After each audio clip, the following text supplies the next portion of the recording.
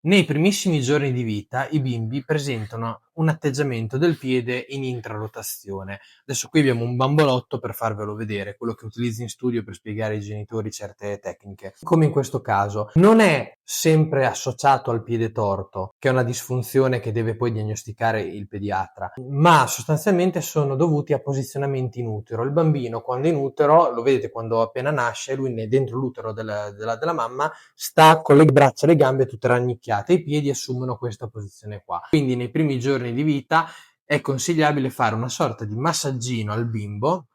In questo caso si porta il piede dritto e lo si flette, come in questo caso, vedi, lo si flette dritto, lo si flette piano piano, così questo funge da massaggio per il bimbo e dà ai recettori del piede un input per tornare allo stato, diciamo, normale, quindi quello di flessione a 90 gradi tra caviglia e ginocchio. Mi raccomando, questo movimento qua.